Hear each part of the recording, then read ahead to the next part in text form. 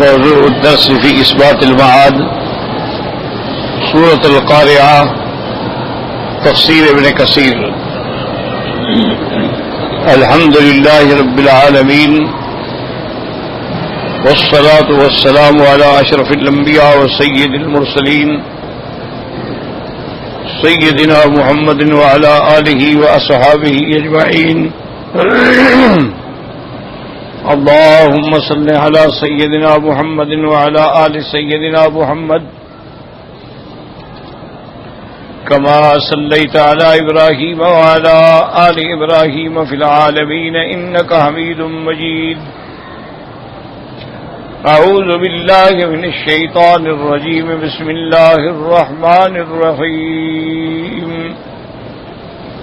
القارعة ما القارعة وما أدراك ما القارعة يوم يكون الناس كالفراش المبثوث وتكون الجبال كالعهن المنفوش فأما من ثقلت موازينه فهو في عيشة راضية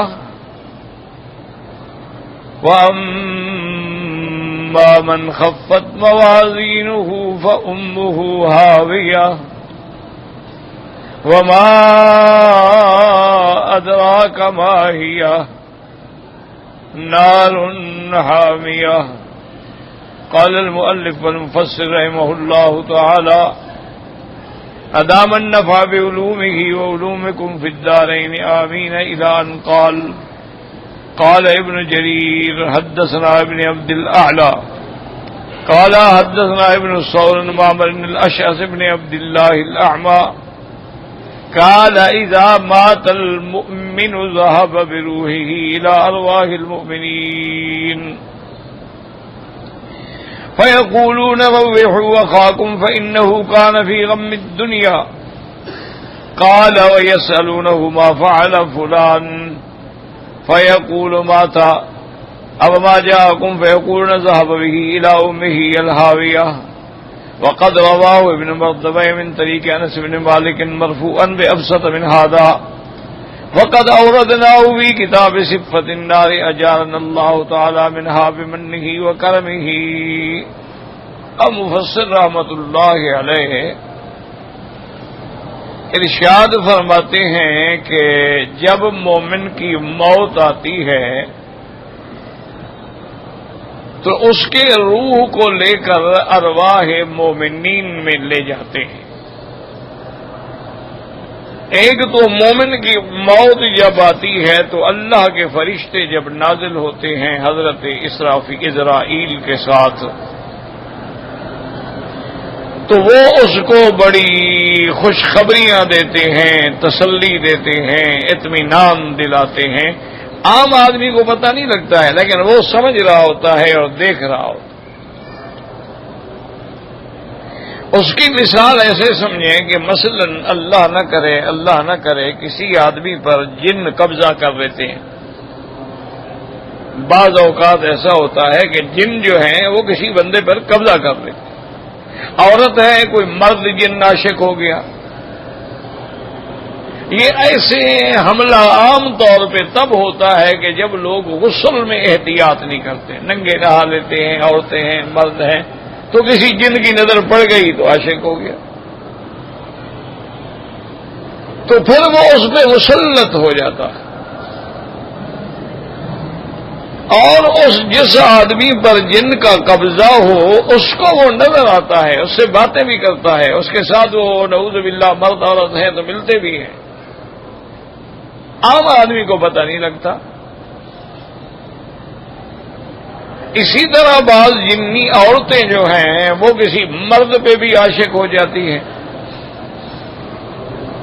اللہ تبارک و تعالی معاف فرمائے. اور اتنا اس پہ اپنا قبضہ مسلط کر لیتی ہیں کہ اب وہ بندہ کسی اور اپنی بیوی کے بھی قابل نہیں رہتا کیونکہ اس نے اس کو کنٹرول کیا ہوا ہے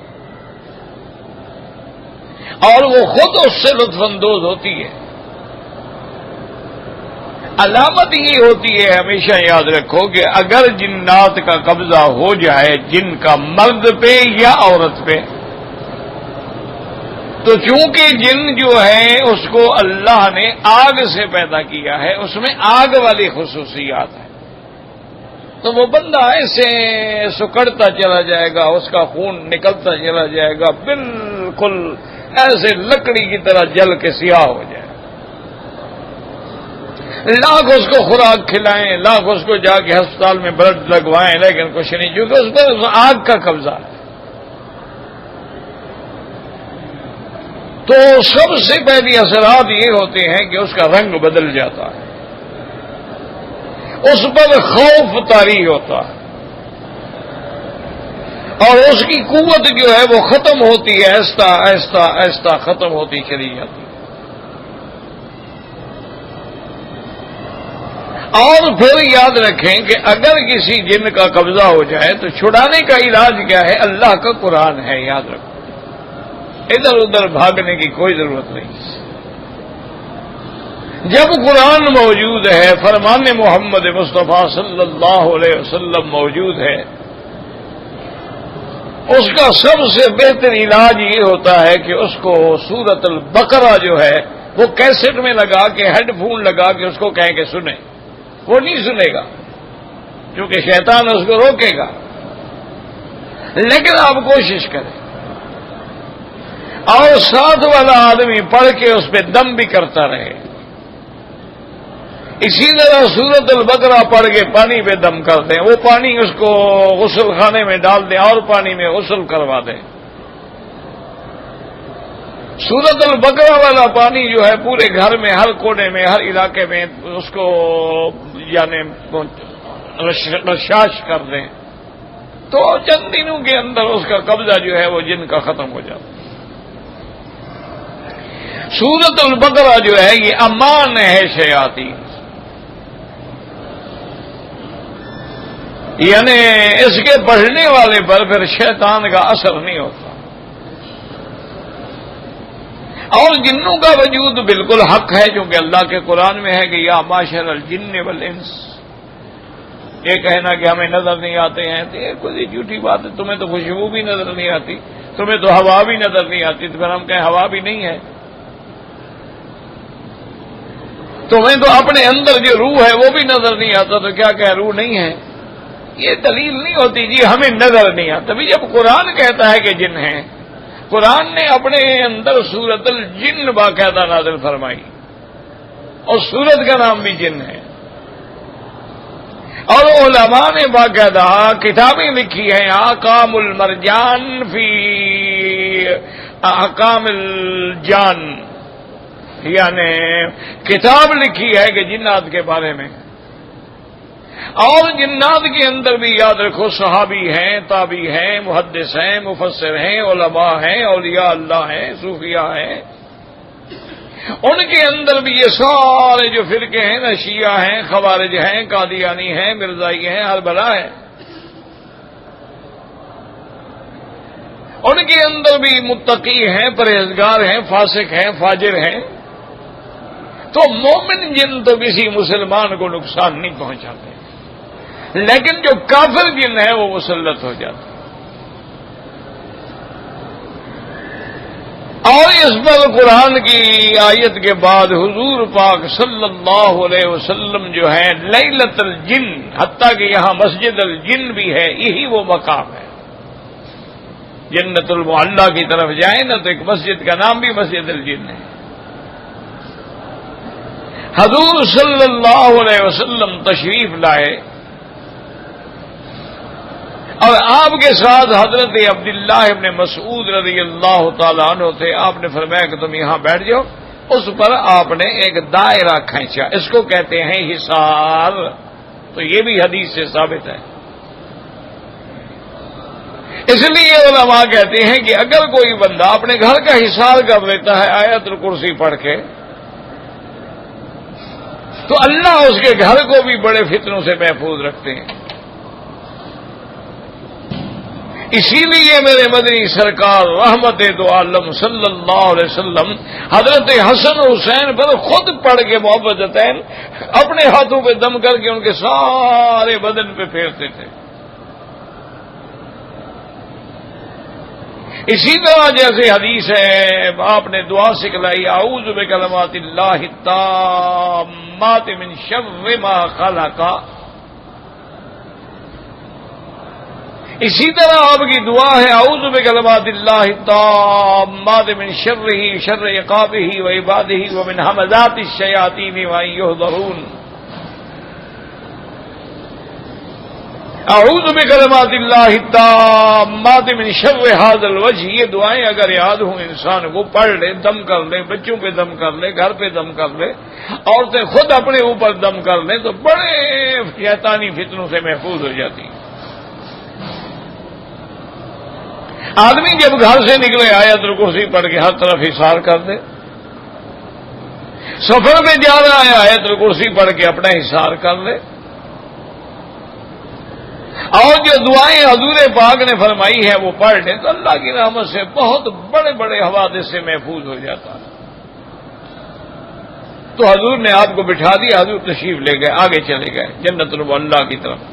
حضرت عبداللہ ابن مسعود فرماتے ہیں رضی اللہ تعالی عنہ کہ میں نے آوازیں سنی اور بڑی روشنیاں دیکھی، جیسے کوئی لیمپ اتنے جل رہے ہوں، دیے جل رہے ہوں، اور شور ہے، ہنگامہ ہے۔ میں ڈر گیا کہیں حضور پہ دشمنوں نے حملہ نہ کر دیا ہو۔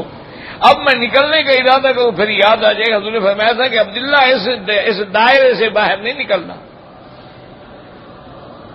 فرماتے ہیں میں انتظار کرتا رہا، صبح کو حضور تشریف لے آئے۔ میں نے کہا یا رسول اللہ میری تو ساری رات ایسے تھی جیسے میں سولی پہ لٹکا ہوا ہوں، اب نکل بھی نہیں سکتا اور برداشت بھی نہیں ہوتا ہے۔ اور میں تم نے بہت اچھا کیا کہ نہیں نکلے، ورنہ شیطان تمہیں اٹھا کے جن لے جاتے۔ تو اس کا مطلب ہے کہ جن ہوتے بھی ہیں اور جنات نقصان بھی پہنچاتے ہیں، گھروں کے اندر پتھر مارتے ہیں، گھروں کے اندر گندگیاں پھینکتے ہیں۔ مجھے یاد ہے میں والد صاحب رحمت اللہ علیہ کے ساتھ تھا، ابتدائی کتابیں پڑھتا تھا، ایک جگہ جلسہ تھا، وہاں جب گئے تو حضرت کا ایک پرانا شاگرد تھا، وہ عشاء کے بعد آیا، وہ مٹھیاں بھی بھرتا رہا۔ اس نے کہا حضرت ہم تو بہت بڑی مصیبت میں آ گئے۔ والد میں بھی کیا بات ہے؟ کہا جی میں نے ٹکا ٹکا بستیوں میں آپ کو پتا ہے غریب لوگ ہیں، چندہ کر کے مدرسہ بنایا، 3-4 کمرے بنائے ہیں۔ الحمدللہ چونکہ اللہ کی رحمت سے میں اچھا مدرس ہوں، طلباء بھی آ گئے، تعلیم بھی شروع ہو گئی، تحفیظ کا کام بھی شروع ہو گیا، کتابیں بھی شروع ہو گئی۔ لیکن ایسا جنہوں نے قبضہ کر لیا ہے، روٹی رکھتے ہیں، روٹی اٹھا کے لے جاتے ہیں۔ طلباء رات کو سوتے ہیں تو صبح ان کی 4 پائیاں جو ہے مدرسے سے 2 مربع دور پڑی ہوتی ہیں، وہ بھی سو رہے ہیں اوپر۔ کبھی ایسا بھی ہوتا ہے کہ طالب سو رہا ہے 4 پائی اس پر الٹی رکھی ہوئی ہے، اور 2-3 طالب ہیں جن پر جنات کا پورا مکمل اثر ہے، وہ ہمیں بتاتے ہیں کہ اب دیکھو وہ آ رہے ہیں، وہ آ رہے ہیں، وہ آ رہے ہیں۔ اب ہم تو سارے وظیفے پڑھ پڑھ کے تھک گئے۔ ایک بہت بڑا عامل مشہور تھا کہ جی وہ جنوں کو نکالتا ہے، اس کو ہم لے آئے تو وہ جب رات کو پڑھ پڑھا کے سو گیا، صبح کو اٹھے تو اس کی اپنی 4 پائی باہر پڑی ہوئی تھی۔ اس نے کہا بھائی میرے قابو میں نہیں ہے، یہ بڑے خطرناک جن ہے اور یہ کافر جن ہے، یہ میرے کنٹرول میں نہیں آتا۔ میں اچھا کوئی بات نہیں، کوئی ایسا مسئلہ نہیں ہے، اللہ پاک رحمت کرے گا۔ کوئی بیماری ہوتی ہے تو اللہ نے اس کا علاج بھی تو بھیجا ہے، تم ایسا کرنا وہی میرے پاس مدرسے میں آ جانا۔ وہ 2-4 دن کے بعد آ گیا تو والد صاحب نے اس کو ایک خط لکھ کے دیا، اور وہ خط جو ہے نا کتابوں میں موجود ہے، دلائل النبوہ میں بھی موجود ہے۔ حضور صلی اللہ علیہ وسلم کا خط مبارک ہے جنات کے نام، من محمد رسول اللہ الی ملئ من الجن۔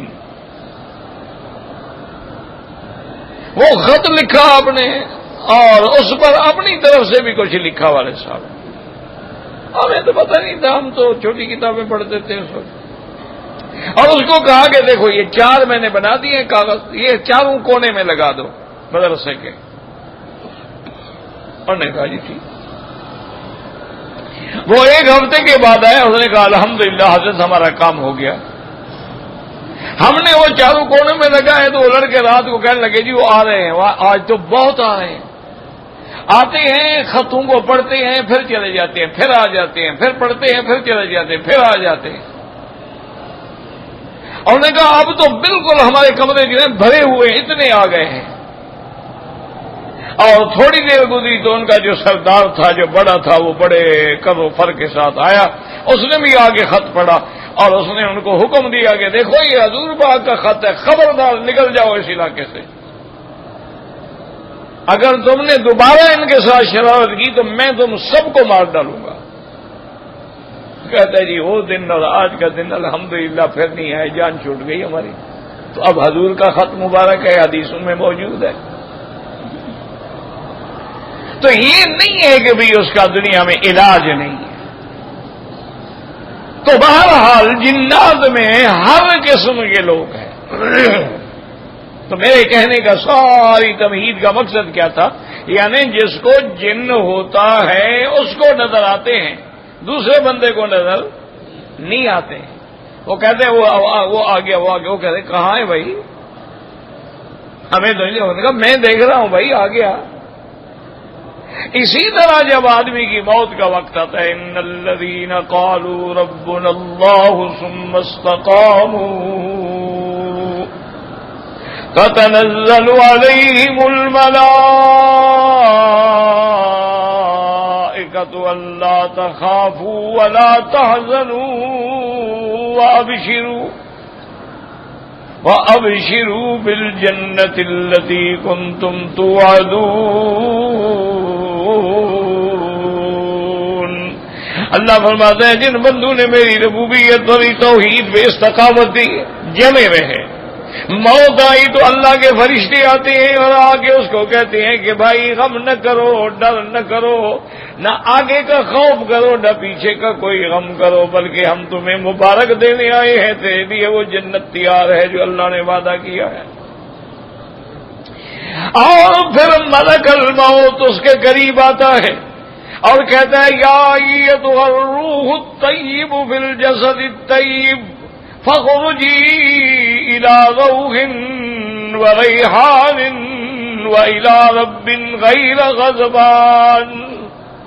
وہ آگے روح کو خطاب کرتے ہیں کہ اے مومن کی روح، تم بڑے پاک جسد میں تھی، اللہ کی رحمتوں کی طرف اب تیرے جانے کا وقت آ گیا ہے، چلو رب تم پہ راضی ہے، تجھ پہ ناراض نہیں ہے۔ اور پھر مومن کی روح کو بڑے پیار سے جنت سے کفن لاتے ہیں۔ تیرا کفن بدن کے لیے ہوتا ہے اور ان کا کفن جو ہے وہ روح کے لیے ہوتا ہے۔ روح بھی کوئی چیز ہے جس کو ہم نہیں سمجھ سکتے۔ یسألونک عن الروح قل الروح من امر ربی وما اوتیتم من العلم الا قلیلا۔ ہم نہیں سمجھ سکتے لیکن روح ایک حقیقت ہے، ایک چیز ہے، روح ایک لطیف چیز ہے، اللہ کا امر ہے۔ اور وہ فرشتے اس روح کو جاتے ہیں تو اس کی اتنی خوشبوئیں ہوتی ہیں، جہاں جہاں سے فرشتے گزرتے ہیں سب ملائکہ اس کو سلام کہتے ہیں اور اس کو جا کے پھر ارواح مومنین علیین میں پہنچا دیتے ہیں۔ اور وہ عالم ارواح یعنی ایک پہلے تھا جب ہم سے اللہ نے وعدہ لیا تھا الست بربکم قالوا بلا، مانا یہ ہے اللہ چاہے تو روح بھی بولتے ہیں، روح بھی سمجھتے ہیں، روح بھی باتیں کرتے ہیں۔ اس لیے اللہ تبارک و تعالیٰ نے وعدہ لیا تھا کہ کیا تم میری ربوبیت کے قائل ہو؟ سب نے کہا تھا کہ ہم مانتے ہیں آپ ہمارے رب ہیں۔ اب ارواح المومنین جو علیین میں ہیں وہ بھی پھر ایک دوسرے کو ملتے ہیں۔ اچھا وہ یہ بھی پوچھتے ہیں کہ بھئی ما فعل فلان، وہ ہمارا ایک آدمی تھا، رشتہ دار تھا، ایک ہمسایہ تھا، اس کا کیا بنا؟ تو وہ روح ان کو کہتی ہو تو مر گیا، ادھر نہیں آیا؟ انہوں نے کہا ہاں ادھر نہیں ہے، معلوم ہوا وہ جہنم میں گیا، معلوم ہوا سجین میں گیا، چونکہ اگر ادھر آتا تو ہمیں ملتا، ادھر وہ نہیں آیا تو معلوم یہ ہوتا ہے کہ وہ حاویہ میں چلا گیا۔ تو اس لیے ہمیشہ یاد رکھیں کافر کے ارواح جو ہیں وہ سجین میں ڈالے جاتے ہیں اور مومنوں کے ارواح جو ہیں وہ علیین میں ہوتے ہیں۔ پھر اللہ تبارک و تعالیٰ جن ارواح کو جیسے شہداء کی ارواح ہیں ان کو جنت کے پرندوں کے اندر ڈال دیتے ہیں، جیسے ہمارے اندر روح ہے اب وہ روح جو ہے پرندے کے اندر چلی جاتی۔ یصرخون فی الجنۃ حیث شاؤوا اور اب وہ جنت میں پھرتے ہیں، سیر کرتے ہیں، فائدہ اٹھاتے ہیں، وہاں سے نعمتوں سے تلذذ حاصل کرتے ہیں تو جنت میں پھرتے ہیں۔ اور قنادیل معلقۃ تحت العرش، پھر اللہ نے ان کے لیے قنادیل بنائے ہیں عرش کے نیچے، ان کے اندر آ کے وہ آرام کرتے ہیں۔ تو یہ عالم روح ارواح جو ہے یہ بھی ایک مختلف عالم ہے، یاد رکھو۔ عالم ارواح ہے، عالم دنیا ہے، عالم برزخ ہے اور عالم آخرت۔ تو اسی لیے ارواح جو ہے نا جی، وہ جیسے دیکھیں نا بعض کتابوں میں پڑھتے ہیں کہ جی فلاں بزرگ نے کہا کہ میرے ساتھ فلاں بزرگ کی بات ہوئی ہے، تو وہ یہی اللہ عالم ارواح کے ارواح کو حرکت دیتے ہیں، ورنہ اس کا جسد جو ہے وہ تو قبر میں ہے۔ اور پھر ہر روح کا تعلق جو ہے وہ جسد کے ساتھ بھی ہوتا ہے، یاد رکھو۔ یعنی آدمی مر گیا، آدمی ڈوب گیا، آدمی غرق ہو گیا، آدمی حادثے میں ختم ہو گیا، لیکن اس کی روح تو فوراً نکل گئی نا، اور روح جو ہے اب یا علیین میں ہے یا سجین میں ہے، لیکن اس کا تعلق اس عضو سے، اس اعضاء سے باقی رہتا ہے۔ اسی لیے پھر قبر میں سوال جواب منکر نکیر سب ہوتا ہے۔ اگر تعلق ہی نہ ہو تو خالی جسد سے سوال ہونے کا کوئی سوال ہی پیدا نہیں ہوتا۔ اس لیے ہمیشہ یاد رکھیں کہ عالم برزخ بھی حق ہے اور عالم آخرت بھی حق ہے، اور اللہ کے فرشتوں کا آنا بھی حق ہے، اور ارواح کا قبض کرنا بھی حق ہے، اور پھر ارواح مومنین علیین میں ہوتے ہیں اور ارواح کافرین جو ہیں وہ سجین میں ہوتے ہیں۔ اور یہ بھی حدیثوں میں آتا ہے کہ کافروں کی ارواح جب نکالی جاتی ہیں تو ان سے ایک بدبو ہوتی ہے، وہ کفر کی بدبو ہوتی ہے۔ جو میرے بھائی ہندوستان میں رہتے ہیں نا، ان سے آپ پوچھ سکتے ہیں کہ وہاں ہندو ہیں، سکھ ہیں، حالانکہ ہندو جو ہے نا جی ان کے تو یہ مذہب میں شامل ہے کہ صبح صبح اشنان کرنا ہے، اسے غسل کرنا ہر حال میں۔ اچھا، ایک دوسرے کے برتن کو بھی استعمال نہیں کرتے، کپڑے کو بھی استعمال نہیں کرتے، اس کے باوجود آپ اس کے قریب کھڑے ہوں تو آپ کو بدبو آئے۔ ہندو کے بدن کے اندر وہ کفر کی بدبو ہے، وہ جتنا صاف رہے، سوٹ پہنے، کچھ کرے۔ اسی طرح علماء نے لکھا ہے کہ جس آدمی کے دل میں بغض صحابہ ہوگا، حضور کے صحابہ سے دشمنی ہوگی، یا سرکار کے یاروں پہ تبرہ کرتا ہوگا، اس کے بدن میں بھی ایک بدبو ہو۔ اللہ تبارک و تعالی معاف کرے، دعا کریں اللہ سب کو ہدایت دے۔ ایک بہت بڑا عالم بھی تھا، بہت بڑا فاضل بھی تھا، لیکن شیعہ تھا۔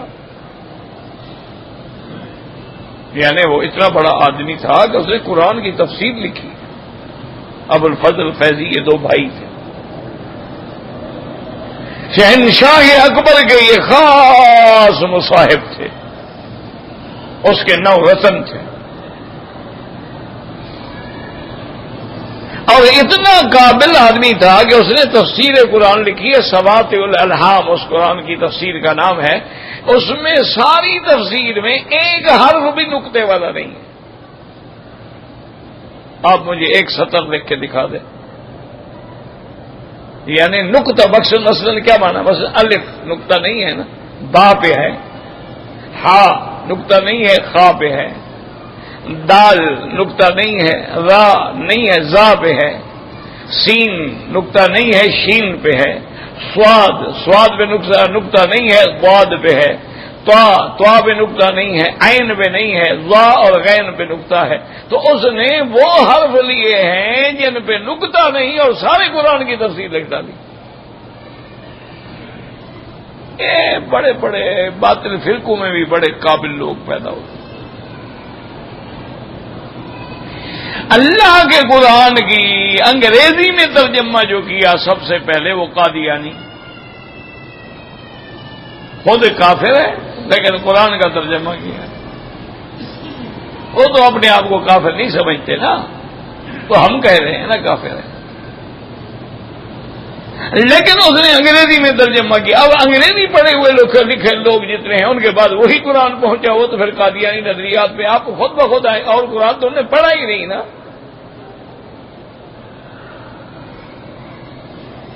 اس لیے بہت سارے بڑے بڑے یہودیوں میں، بڑے بڑے نصرانیوں میں، ہندوؤں میں اتنے اچھے رائٹر گزرے ہیں جنہوں نے ایسی کتابیں لکھی ہیں کہ آدمی حیران ہو جاتا ہے. اسی طرح ابھی قادیانیوں نے قرآن کی تفسیر لکھی ہے، الحق المبین 10 جلدوں میں ہے، لکھنے والے قادیانی، اس میں انہوں نے اپنے عقیدے بیان کیے ہیں. تو یہ ہر دور میں ہوتا ہے، ہر دور میں ہوتا ہے اور ہر فرقے میں ہوتا ہے. اچھا اب خدا کی شان دیکھیں کہ وہی بندہ وہ جو شیعہ تھا نا، مصاحب تھا شہنشاہ اکبر کا، وہ بیمار ہوا، شدید بیمار ہوا. اب اس کو بچنے کی کوئی امید نہ رہی تو بادشاہ اس کے گھر چل کے آیا عیادت کرنے کے لیے.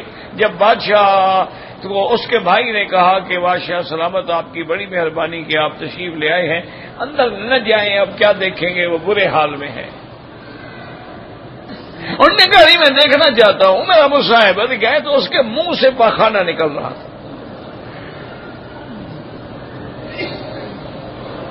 بادشاہ نے پوچھا کہ یہ چیز کیا ہے؟ انہوں نے کہا یہ بغض صحابہ ہے. یہ صحابہ کا دشمن تھا نا، وہی بغض نتیجہ نکل گیا دنیا میں. بادشاہ توبہ کرتے ہوئے باہر نکل آیا. تو اس لیے ہمیشہ یاد رکھیں کفر کی بھی ایک بدبو ہے، اسی طرح ایمان کی بھی ایک خوشبو ہے. اسی طرح اللہ تبارک و تعالی نے جیسے کفر کا ایک اندھیرا ہے، اسی طرح ایمان کا بھی ایک نور ہے. تو اس لیے ہمیشہ خیال رکھا کریں اور دعا کیا کریں کہ اللہم ارزقنا حسن الختام، کہ یا اللہ ہمارا خاتمہ اچھا کر، یا اللہ ہمارا خاتمہ اچھا کر دے. اجعل آخر کلامنا لا الہ الا اللہ محمد الرسول اللہ، اور ہمارا آخری وقت میں جو زبان سے کلمہ نکلے نا وہ کلمہ لا الہ الا اللہ محمد الرسول اللہ. حضرت قاضی احسان مرحوم شیخ آباد کے تھے، بہت بڑے خطیب، بہت بڑے آدمی تھے ماشاء اللہ. تو میں نے زیارت کی حضرت کی، بڑے خوبصورت جوان. میں نے جب دیکھا سفید داڑھی مبارک تھی اتنی، اور سفید کپڑے اور بڑا نفیس لباس پہنتے تھے، اعلیٰ سے اعلیٰ عطر استعمال کرتے تھے. اچھا اعلیٰ سے اعلیٰ کھانا کھاتے تھے اور تم جاؤ تو اعلیٰ سے اعلیٰ کھلاتے بھی تھے، سخی بھی بڑے تھے. تو وہ فرمایا کرتے تھے کہ جب میں چھوٹا تھا 2 سال سے مجھ کو چلنا شروع ہوا تو بس ماں ہر بات میں جب بھی اندر آؤ کلمہ پڑھو کلمہ پڑھو، میں لا الہ الا اللہ رسول. تو ایسے اب گھر سے باہر نکل گیا، کھیل کے واپس، اچھا کلمہ پڑھو، سو رہا ہوں کلمہ پڑھو، اٹھ رہا ہوں کلمہ پڑھو. تو جب مجھے سمجھ آ گئی، میں 4-5 سال کا ہو گیا، تو میں نے کہا اماں جان کیا تم نے ہر وقت ہمیں کلمہ پڑھو؟ میں مسلمان نہیں ہوں. الحمدللہ میں مسلمان ہوں، مسلمان کا بیٹا ہوں، اور آپ ہر وقت کہتے کلمہ پڑھو کلمہ پڑھو. انہوں نے کہا احسان میں اس لیے تمہیں کلمہ پڑھواتی ہوں کہ یہ تیری زبان پہ ایسے چڑھ جائے کہ موت کی سختی کی گھڑی بھی آ جائے تو خود بخود نکل جائے لا الہ الا اللہ. کیونکہ جو بات زبان پہ چڑھی ہوئی ہوگی وہ مشکل سے مشکل وقت میں بھی نکل جاتی ہے. تو اس لیے ہمیشہ اللہ کے ذکر کو اور خاص طور پہ کلمہ توحید کے ذکر کو لازم پکڑ لو. وضو ہے نہیں ہے، عورت پاک ہے نہیں ہے، حیض ہے نفاس ہے، کسی حال میں بھی لا الہ الا اللہ محمد الرسول اللہ. اور اس کی اتنی بڑی فضیلت ہے کہ افضل الذکر لا الہ الا اللہ محمد الرسول اللہ. اور یہی وہ کلمہ ہے جس کی تلقین اللہ نے تمام انبیاء کو فرمائی ہے. تو اس لیے اور خاص طور پہ دعا یہ کیا کرو یا اللہ ہمارا خاتمہ بہتر کر دے، ہمارا خاتمہ ایمان پہ کر دے. یا اللہ ہم گناہگار ہیں، بدکار ہیں، بد کردار ہیں، لیکن تیری مخلوق تو ہے، تیرے بندے تو ہیں. اور تو اپنے بندوں پہ بڑا مہربان ہے، ارحم الراحمین ہے، تو مولا ہمیں جہنم میں ڈال کے آپ کے اقتدار میں کوئی زیادتی تو نہیں ہو جائے گی، اور اگر ہمیں معاف کر دو گے تو کوئی نقصان تو نہیں ہو جائے گا؟ تو اس لیے اس کو کثرت سے زبان پہ جاری کرو، لا الہ الا اللہ محمد الرسول اللہ، یہ اوڑھنا بچھونا بنا لو، رات کو سو رہے ہیں تو لا الہ الا اللہ محمد الرسول اللہ، نیند سے اٹھیں تو لا الہ الا اللہ محمد الرسول اللہ، چلتے پھرتے اٹھتے بیٹھتے ہر حال میں ذکر ذکر ذکر۔ اس لیے ہے نا کہ نمازیں 5 ہیں، حج زندگی میں 1 ہے، روزے 30 ہیں، لیکن ذکر کی حد نہیں۔ اللہ فرماتے ہیں اذکر اللہ ذکرا کثیرا، ایمان والو میرا ذکر کرو، بہت سارا ذکر کرو۔ اور میرے مدنی پاک نے فرمایا لا یزال لسانک رطبا الا بذکر اللہ، تیری زبان ہمیشہ اللہ کے ذکر سے تر رہنی چاہیے۔ اور حضور نے فرمایا اتنا ذکر کرو، اتنا ذکر کرو حتی یقال لک انک مجنون، لوگ کہیں دیوانہ ہے، پاگل ہے۔ دیکھو جی ہر وقت اللہ اللہ اللہ لگا رکھا ہے، کیا پاگل؟ لوگ دیوانہ کہیں لیکن لگے رہو۔ اس لیے اب اس حدیث مبارک میں آتا ہے کہ جب وہ ملک الموت آتے ہیں اور ارواح مومنین کو لے کے جاتے ہیں اور اللہ تعالیٰ کے حکم سے وہ پہنچتے ہیں مرال وہ علیین میں، فیقولون، تو باقی سب کہتے ہیں بھائی اپنا بھائی کا تمہارا روح آیا ہے، ذرا سیر کراؤ، چلاؤ پھراؤ، یہ بڑا دنیا کی مصیبتیں کاٹ کے آیا ہوا ہے، دنیا کے غم اور ہم سے نکل کے آیا۔ مانا یہ ہے کہ روح کے لیے بھی آرام ہے، روح کے لیے بھی سیر ہے، روح کے لیے بھی جنت میں چلنا پھرنا ہے، روح کے لیے بھی غذا ہے، لیکن جیسے بندے کی غذا الگ ہے، جانور کی غذا الگ ہے، جسد کی غذا الگ ہے، روح کی غذا الگ ہے۔ اور روح کی غذا کیا ہوتی ہے؟ اللہ کا ذکر ہوتا ہے۔ جیسے ملائکہ کی غذا کیا ہے؟ اللہ کا ذکر ہے، سبوح قدوس ربنا ورب الملائکۃ والروح۔ ہم نے دنیا میں بھی دیکھا ہے ایسے اپنے اساتذہ کو، اپنے بزرگوں کو، کہ سارا دن حدیث پڑھا رہے ہیں، تفسیر پڑھا رہے ہیں، سارے وقت میں اللہ کا ذکر کر رہے ہیں، اور 24 گھنٹے میں آدھی پیالی چائے یا 1 پیالی چائے اور 1 ٹکڑا روٹی کا کھاتے ہیں۔ تو کیا وہ کوئی لوہے کے بنے ہوئے تھے؟ بالکل سیئت الحمدللہ سب کیا ہے، وہ ذکر کی وجہ سے اللہ ان کی غذا بھی ذکر بنا دیتے ہیں، اللہ تبارک و تعالیٰ ان کی خوشی بھی ذکر بنا دیتے ہیں۔ اب اس کے بعد پوچھتے ہیں یہ سالونہ، اور اس روح سے پوچھتے ہیں کہ فلاں بندے کا کیا ہوا؟ وہ کہتا ہے ماتا اب اما جاکم، وہ تو مر گیا، مدت ہو گئی، کیا تمہارے پاس نہیں آیا؟ وہ کہتے ہیں نہیں ہمارے پاس تو نہیں آیا۔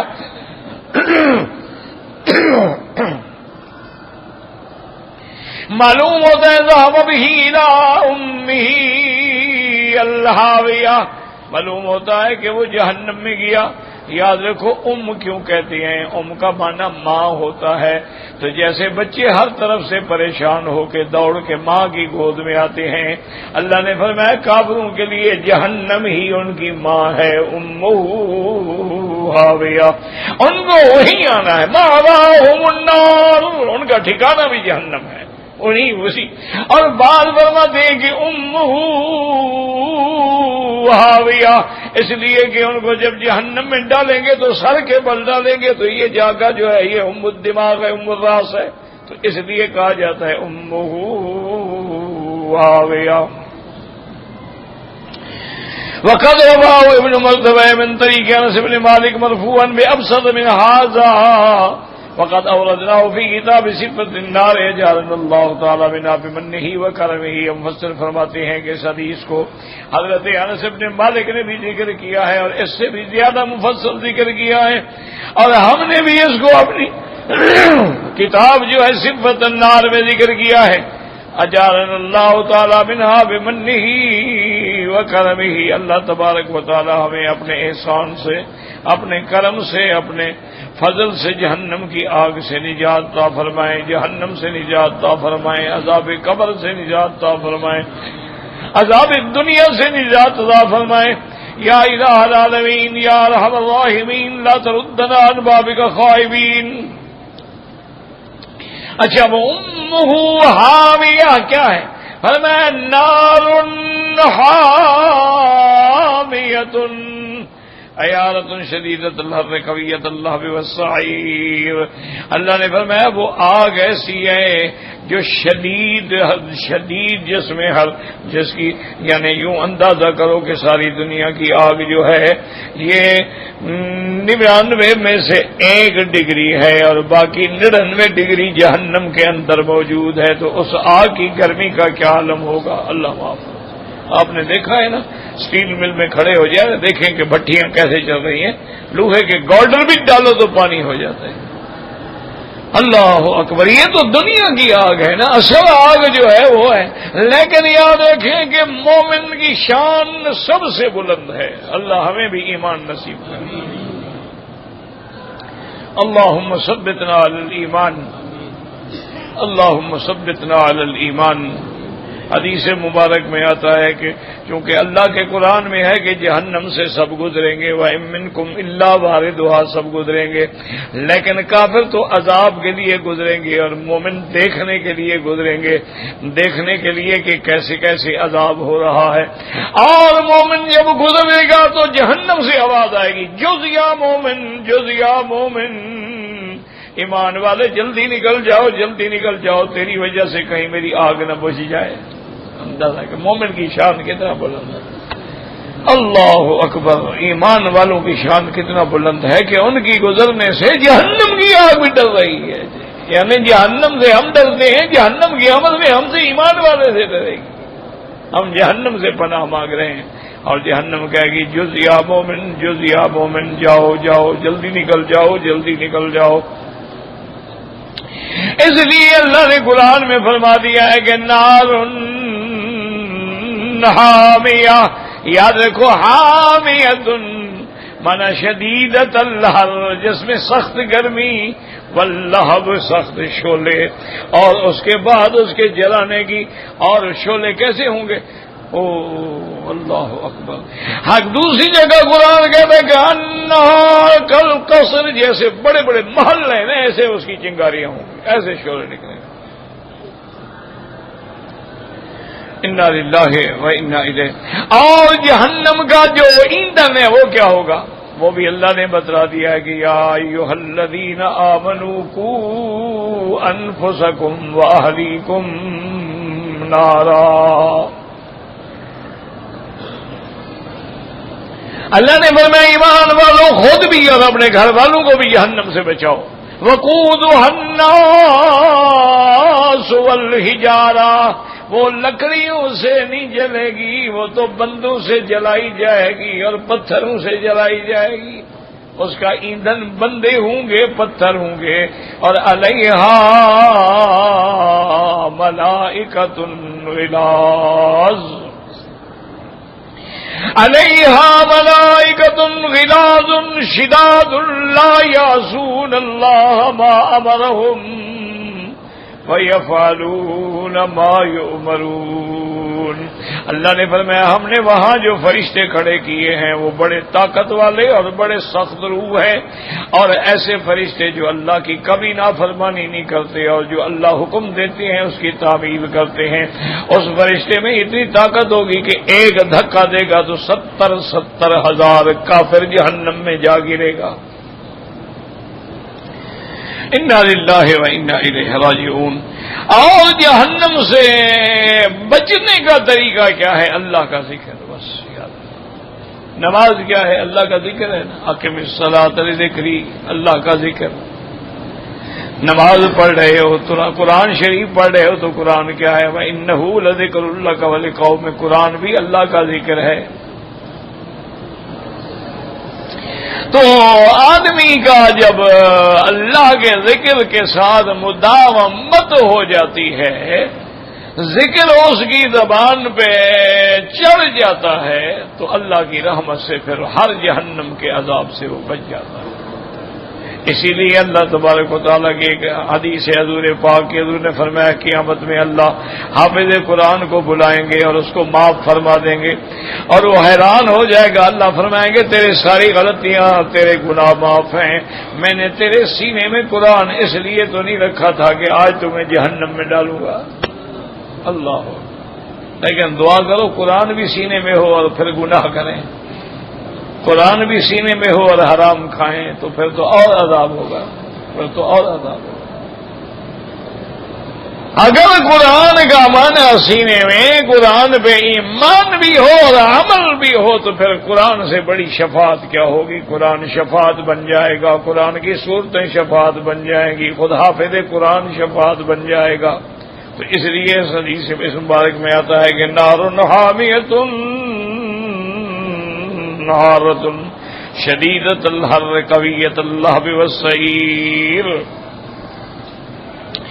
قال ابو مصعب عن مالك ان النبي الزنادي عن الأعرج عن النبي هريرة رضي الله تعالى عنه ان النبي صلى الله عليه وسلم قال نار بني آدم التي توقدون جزء من 70 جزءا من نار جہنم.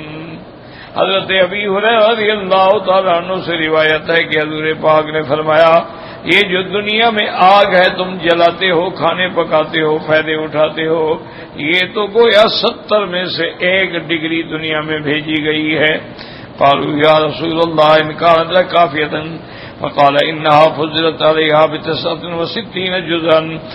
تو صحابہ نے کہا حضور یہ تو دنیا کی آگ بھی بہت بڑی ہے. آپ نے فرمایا یہ تو دنیا کی ہے نا, وہ تو 69 ڈگری اور زیادہ سخت ہوگی, جہنم کی آگ جیسے زیادہ ہوگی. رواہ البخاری عن اسماعیل بن ابی اویس عن مالک ورواہ مسلم عن قتیبہ بن المغیرہ بن عبد الرحمن بن الزناد به وفي بعض الفاظه انها فضلت عليها ب69 جزءا كلهن مثل حرها. اور امام مسلم رحمۃ اللہ علیہ نے روایت فرمائی ہے اور بعض الفاظ میں یہ بھی آیا ہے کہ وہ آگ جہنم کی جو ہے وہ 69 درجہ اس دنیا کی آگ سے زیادہ شدید ہوگی. اعاذنا اللہ منها. اللهم اجرنا من النار, اللهم اجرنا من النار, اللهم اجرنا من النار, اللهم لا تجعل مصيرنا الى النار.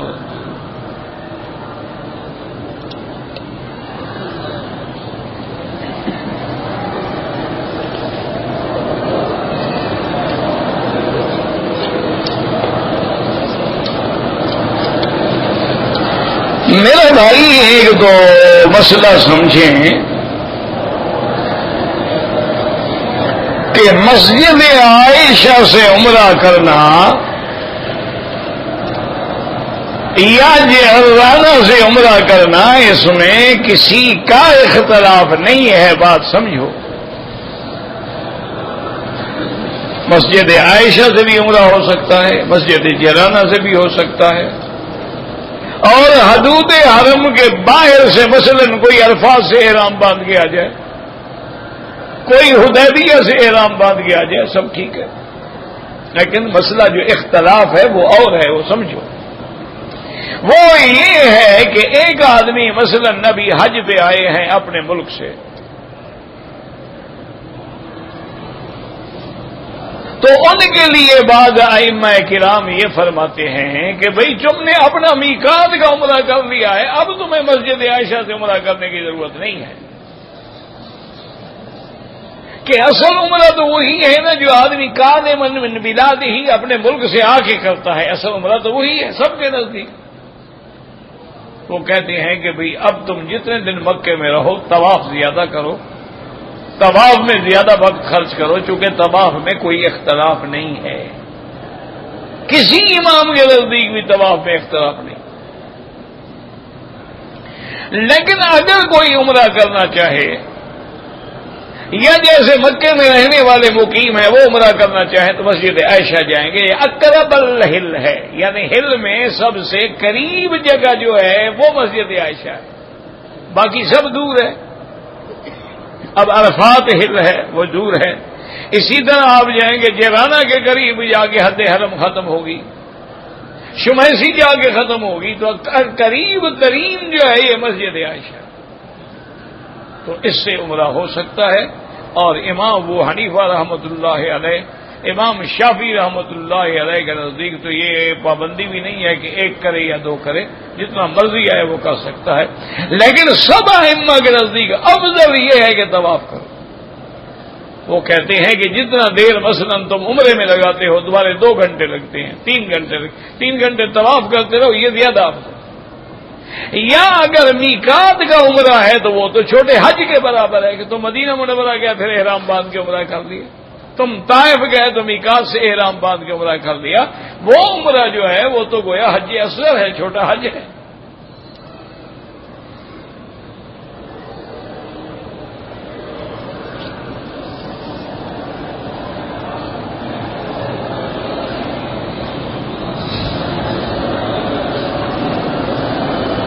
کہتے جی کہ لڑکی اگر جوان ہو جائے تو پھر کتنے ٹائم میں اس کی شادی کرنی چاہیے؟ بس جوان ہو گئی، بالغ ہو گئی، اب شادی کے قابل ہے وہ، اب جتنا جلدی ہو اس کی شادی کر دی جائے۔ یہ تو اصل میں انگریزی تہذیب جو ہے نا جی، اس نے ہمیں مارا ہے کہ جی لڑکی کو پڑھنے دیں، پہلے وہ میچور ہو جائے، بڑی ہو جائے، 20-25 سال عمر ہو جائے تاکہ وہ معاشرے کو سمجھ سکے، معاملہ، یہ ساری باتیں ان کی شادیاں بھی برباد ہو جاتی ہیں۔ تو بہرحال اگر لڑکی کی صحت درست ہے اور بالغ ہو گئی ہے وہ شادی کے قابل، اب اس کے لیے شریعت نے وقت مقرر نہیں کیا، جب بھی اچھا رشتہ مل جائے۔ حدیث سے آتا ہے کہ یعنی اگر ممن ترضون دینہ، اگر ایسا بندہ آیا ہے جس کا دین ٹھیک ہے، عقیدہ ٹھیک ہے، نماز روزہ ٹھیک ہے، فرمایا بس فزوجوہ، اس کو شادی کر دو، چاہے وہ غریب ہو، اللہ پاک خود اپنی رحمت کے ساتھ ان کو غنا عطا فرما دیں گے۔ ان یکونوا فقراء یغنیہم اللہ، اگر دونوں غریب ہیں تو اللہ ان کو شادی کی برکت سے غنی کر دیتے ہیں۔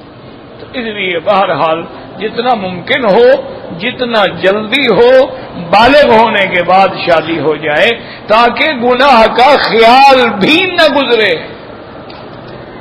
اب موجودہ دور میں تو دور فتن ہے نا کہ ہر بچی کے پاس نعوذ باللہ لیپ ٹاپ ہے، موبائل ہے، آئی پیڈ ہے، وہ تو دنیا جہان کی جہنم ہاتھ میں لے کے پھر رہی ہے۔ انا للہ و انا الیہ راجعون۔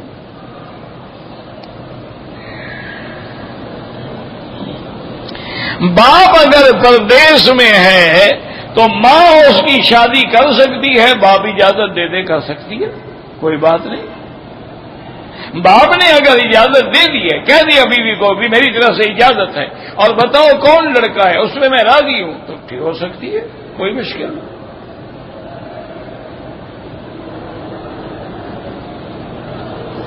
اگر پیسے نہ ہوں تو آپ ہی غریب سے شادی کریں نا، آپ امیر کیوں ڈھونڈتے ہیں؟ پیسے تو امیر کے لیے ضروری ہے نا، جو خود غریب ہوگا وہ تو اس سے کیا مانگے گا؟ جو دے نہیں سکتا وہ مانگ بھی تو نہیں سکتا نا، بس اللہ توکل کر کے مسجد میں نکاح پڑھا دو، 5 ریال کی کھجوریں تقسیم کر دو، اس کے بعد لڑکی 3 کپڑوں میں اس کے گھر میں بھیج دو، 1-2 دن کے بعد وہ 1 آدھی بکری ذبح کر کے ولیمہ کر دے، بس السلام علیکم، شادی ہو گئی۔ اتنا تو ہر آدمی بھی کر دیتا ہے۔ تم اگر وہ رسم و رواج اور لباس اور چیزیں اور جہیز اور عذاب ڈھونڈ رہے ہیں، وہ تو عذاب ہے نا، اس کا اسلام سے تو کوئی تعلق نہیں، وہ تو عذاب ہے۔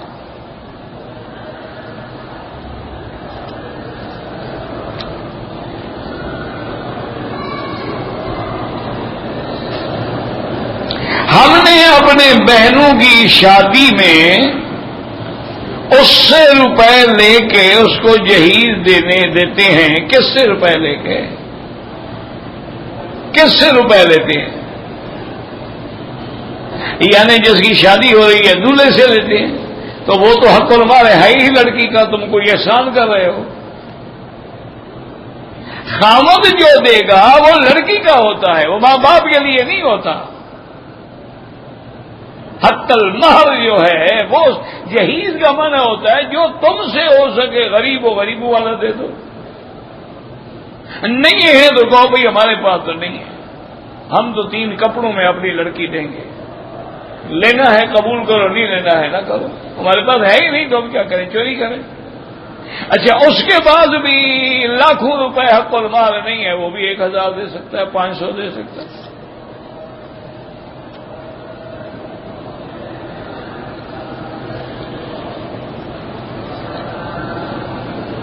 یہ جس دن سے ہم رسموں میں پڑے ہیں نا اسی دن سے ادا ہوا، ورنہ پہلے لوگ جو تھے بڑے اچھے تھے، پہلے تو گھر کے رشتے ہوتے تھے، اپنا بھائی ہے، چاچا ہے، یہ ہے، وہ ہے، وہ ہے، وہ ہے، رشتے دیکھے بھالے ہوتے تھے کہ فلاں جگہ فلاں فلاں فلاں فلاں، خود والدین اور بڑے جو ہے نا وہ پہلے سے نامے ڈال کے بیٹھے ہوتے تھے کہ فلاں لڑکی کا رشتہ فلاں سے کریں گے، فلاں کا فلاں سے کریں گے، فلاں کا فلاں سے کریں گے۔ کیا چھوٹی الحمدللہ مسئلہ ہی نہیں تھا۔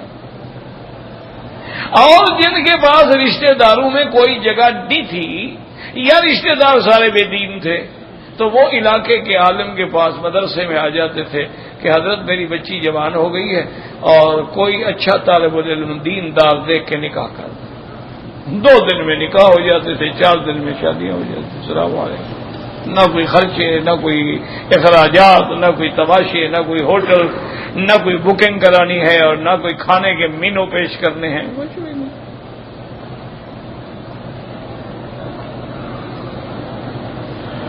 میرے ایک دوست پہ مدینہ گیا تھا، دم آیا ہے تو دم نہیں دی، کوئی بات نہیں، جب اللہ توفیق دے دے، عمرہ بھی کر لیا، کوئی بات نہیں، کوئی مسئلہ نہیں۔ جب اللہ اس کو توفیق دے دے گا دم ادا کر دے گا، اور بالکل نہ ہو پھر 10 روزے رکھ لے گا۔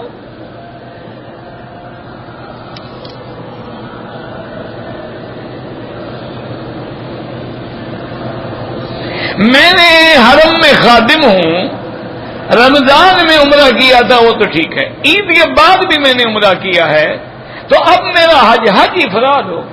جو لوگ مکے میں رہنے والے ہیں یا 4 مہینے سے رہ رہے ہیں یا رمضان سے آ گئے ہیں، سب مکے والوں کے حکم میں، ان سب کا حج افراد ہوگا۔ اور امام صاحب کے نزدیک ایک بکری دم پڑ جاتی ہے کہ اس کو عمرہ نہیں کرنا چاہیے، باقی اماں کے نزدیک تو دم بھی نہیں ہے۔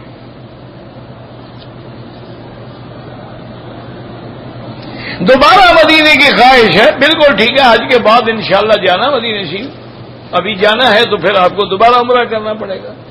یا ایک ہیلا بھی لکھا ہے بزرگوں نے، ایک طریقہ ہے کہ مدینہ جاؤ پھر جدہ آ جاؤ، جدہ میں بیٹھ رہو 2-4 گھنٹے، شام کو جدہ سے مکے آ جاؤ، پھر دم نہیں پڑے گا۔ کیوں؟ نیت تمہاری جدہ ہوگی، پھر تم جدہ سے گویا مکے آ رہے ہو۔ یہ ہیلا ہے، کتابوں میں ہے کہ آدمی طائف سے آ رہا ہے، نواب استان و عرفات، اس نے عرفات کی نیت کر لی، عرفات میں آگے بیٹھا رہا، پھر عرفات کے بعد مکے آ گیا، دم نہیں ہے۔ تو بہرحال جو ہیلا شریعت میں جائز ہو وہ جائز ہے، جو ناجائز ہو وہ ناجائز ہے۔ ہیلا محمود بھی ہوتا ہے، ہیلا مذموم بھی ہوتا ہے۔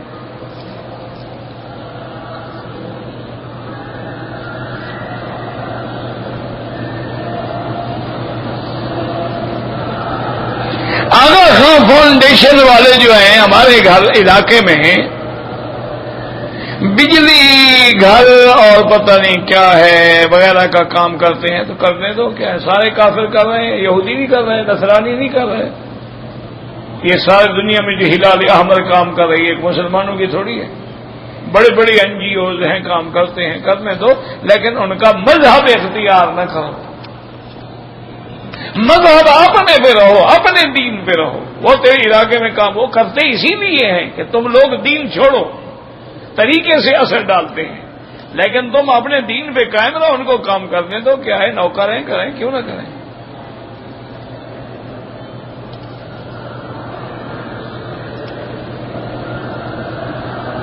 کہتے ہیں جی کہ ہم خدام الحجاج ہیں، حجاج کی خدمت کرنے کے لیے آئے ہیں، کبھی ہم حرم میں بھی ہوتے ہیں تو بعض لوگ ہمیں پیسے دے دیتے ہیں، تو غریب ہو تو لے لو، غریب نہیں ہو تو لے کے پھر کسی غریب کو دے دینا، یہ کیا مشکل ہے۔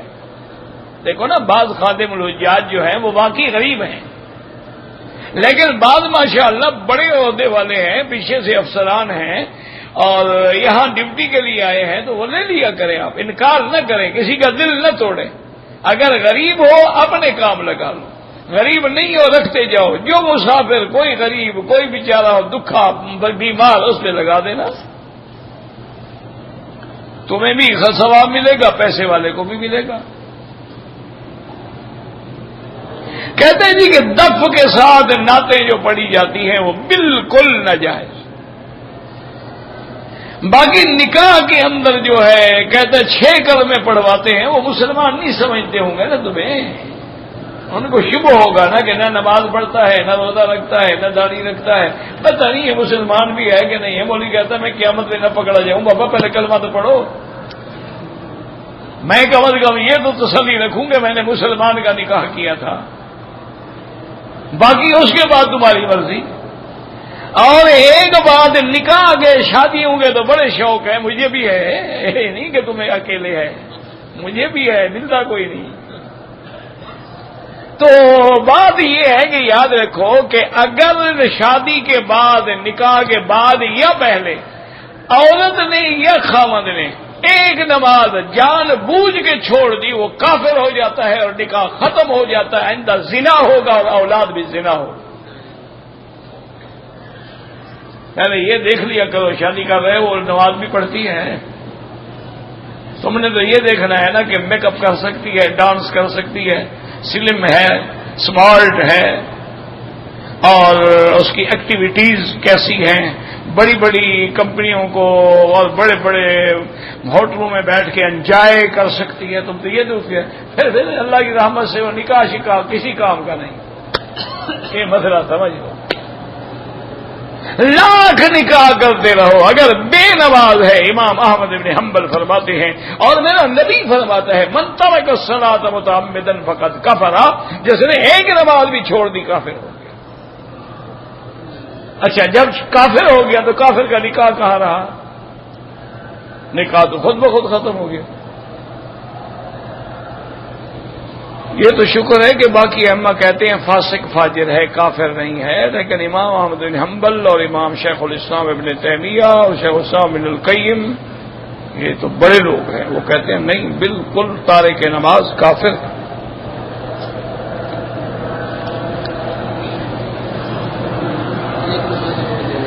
حدیث قدسی قرآن کا حصہ کیوں نہیں؟ اللہ کی مرضی، وحی مطلوبی ہے، وحی غیر مطلوبی ہے، وحی وہ ہے جو الفاظ بھی اللہ کی طرف سے، یا القاء اللہ کی طرف سے، لفظ میرے مدنی محمد مصطفیٰ کے۔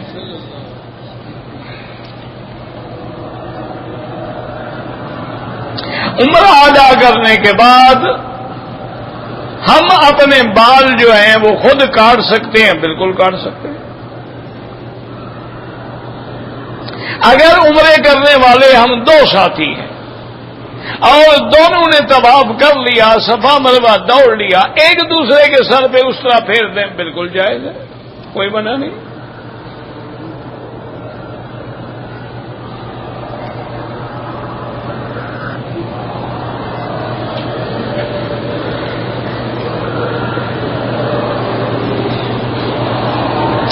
کہتے ہیں جی کہ یک طرفہ خیال رکھا جائے اور دوسرا مسترد کر دیا جائے، ایک صورت چھوڑ کے دوسری صورت، حنفیوں کا مسئلہ ہے کون سی صورت چھوڑتے ہیں حنفی؟ کوئی ایک تو لکھو، وہ صورت بھی لکھتے نا کہ یہ صورت ہے قرآن کی، حنفی نہیں پڑھتے۔ ایک صورت لکھ دو اگر تمہارے اندر ایمان ہے تو۔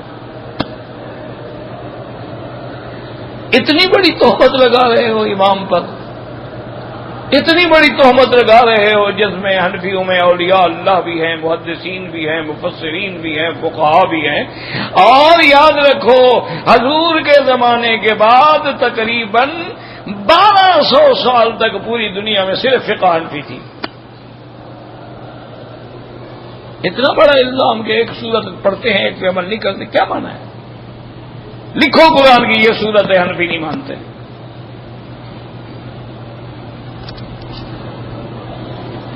خدا کا خوف کرو، جو آدمی قرآن کی ایک آیت نہ مانے وہ کافر ہو جاتا ہے۔ سورت تو بڑی بات ہے نا، صرف ایک آیت، سارے میرے مدنی کا شان مانے، صرف خاتم النبیین نہ مانے، مسلمان ہے، کافر ہے۔ سارا قرآن مانے لیکن ایک حکم نہ مانے وہ کافر ہے۔ یہ عقل کی بات کرو، کوئی ایسی بات ہو سکتی ہے؟ میں نے جدے میں رہتا ہوں، شوال میں عمرہ کیا ہے، حج کا ارادہ ہے، تمہارا بھی حج افراد ہوگا، صرف حج۔ مکے والے یا جدے والے برابر ہیں، کیونکہ آپ بھی میقات کے اندر رہتے ہیں، حج افراد ہوگا۔ حنفی مسلک میں دم پڑ گئی، باقی ائمہ کے نزدیک تم پہ دم بھی کوئی نہیں ہے۔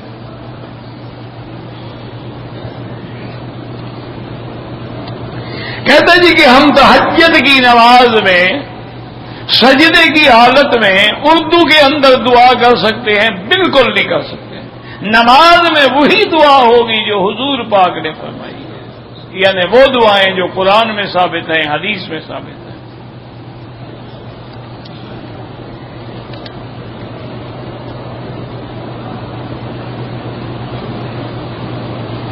یہی میں نے عرض کیا کہ مکے میں رہتا ہوں، میں کمپنی میں کام کرتا ہوں، عید کے بعد میں نے مدینے پاک سے عمرہ کیا ہے۔ بہرحال مکے والوں کا حج افراد ہوگا۔ حنفی مسلک میں ایک بکری دم ہے جرمانے کی، باقی ائمہ کے نزدیک کوئی دم نہیں ہے، لیکن حج مکے والوں کا افراد رہے گا، کیونکہ میقات کے باہر سے آنے والے جو ہیں وہ کر سکتے ہیں تمتع بھی اور قران بھی، اور جو لوگ مکے میں رہتے ہیں تو قرآن کا مسئلہ ہے من لم یکن اہلہ حاضر المسجد الحرام، وہ لوگ تمتع کریں جو مکے میں رہنے والے نہیں ہیں۔ جو باہر سے آئیں گے وہ تمتع کریں، وہ قران کریں اور افراد بھی کریں، وہ افراد بھی کر سکتے ہیں، لیکن جو مکے میں رہنے والا ہے، داخل میقات ہے، وہ تو مفرد ہے ہی ہے، اس کا تو افراد ہی ہوگا انشاءاللہ۔ واللہ اعلم۔ ربنا تقبل منا انك انت السميع العليم، تب علينا انك انت التواب الرحيم۔ اللهم انصر الاسلام والمسلمين، اللهم احفظ سائر بلاد المسلمين وهذا البلد الامين فاجعلها آمنا مطمئنا سخاء رخاء الى يوم الدين برحمتك يا ارحم الراحمين۔ یا اللہ یا اللہ، حضور کی امت پہ رحمت فرما۔ اللهم ارحم امت محمد صلی اللہ علیہ وسلم، اللهم استر امت محمد صلی اللہ علیہ وسلم، اللهم اغفر امت محمد صلی اللہ علیہ وسلم، اللهم اجبر امت محمد صلی اللہ علیہ وسلم۔ یا اللہ بیماروں کو شفا عطا فرما، یا اللہ ہماری ظاہری باطنی روحانی جسمانی بیماریاں پریشانیاں دور فرما، یا اللہ بے روزگاروں کو روزگار عطا فرما، قرض داروں کے قرض عطا فرما، یا اللہ حج کے مسائل آسان فرما دے، یا الہ العالمین تمام آنے والوں کی حاضری منظور و مقبول فرما دے۔ ربنا آتنا فی الدنیا حسنۃ